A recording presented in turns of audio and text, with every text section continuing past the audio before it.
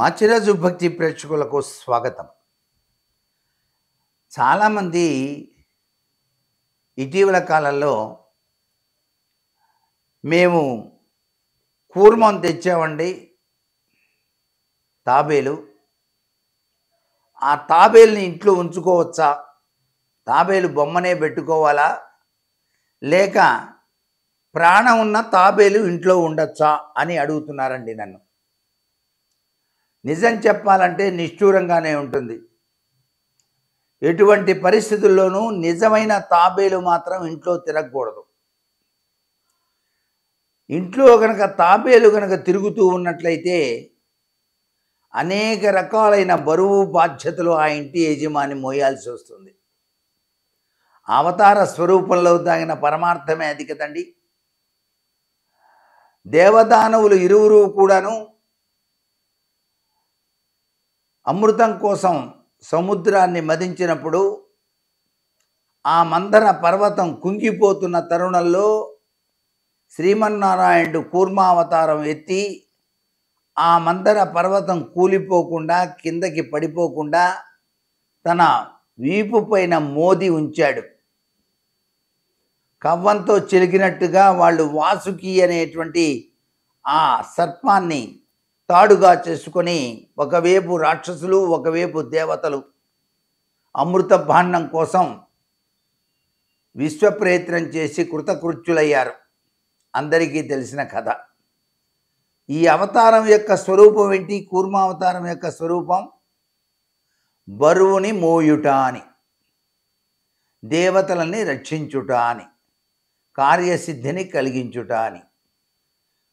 అందుచేత కూర్మావతారం అనేటువంటిది సాక్షాత్తు విష్ణుదేవుని యొక్క అవతార స్వరూపం కాబట్టి మనకు ఆయన యొక్క అనుగ్రహంతో విజయాన్ని సాధించాలి అనుకున్నప్పుడు ఆ అవతారం కలిగినటువంటి తాబేలు అవతారం కలిగినటువంటి క్రిస్టల్తో చేసినటువంటి బొమ్మను, లేక వివిధ రకాలైన తాబేళ్ళు అంటే మనకి రాగితో చేసినవి కూడా అమ్ముతున్నారు ఈ మధ్యకాలంలో. అటువంటివి, లేక అద్వితీయంగా ఉండేటువంటి రాయితో చేసినటువంటి తాబేలు, వీటన్నిటినీ కూడాను మనం అలంకరణగా ఇంటిలో కనుక ఉంచినట్లయితే దక్షిణం వైపు పయనిస్తున్నట్టుగా ఉండాలి. ఉత్తరం నుంచి దాంట్లో నీళ్లు పోసి గంధం బొట్టు పెట్టి కొద్దిగా పువ్వు రోజు అమర్చినట్లయితే అద్వితీయమైనటువంటి అభివృద్ధి శ్రీమన్నారాయణుడు మనకు కలిగిస్తాడు. అంతేగాని నిజమైన తాబేళ్ళని తీసుకొచ్చి ఇంట్లో పెడితే మాత్రం కొద్దిగా కష్టాలు అనుభవించాల్సి వస్తుంది. అనేక రంగాలలో అనేక విధాలుగా వివిధ బాధ్యతల బరువులు మోయాల్సి వస్తుంది సుమా అనే విషయాన్ని గుర్తుపెట్టుకోండి. అందరికీ అన్ని విధాలా కలిసి రావాలి అన్నప్పుడు బొమ్మ క్రిస్టల్ది కానీ, లేక రాగితో చేసింది కానీ, లేక సైకత తత్వంతో తయారు చేసినటువంటిది కానీ, వివిధ ఆకృతులు కలిగినటువంటి ఆ యొక్క తాబేలును మనం ఇంటిలో ఉంచుకున్నట్లయితే సర్వ విధాలా శ్రేయోదాయకంగా ఉంటుంది.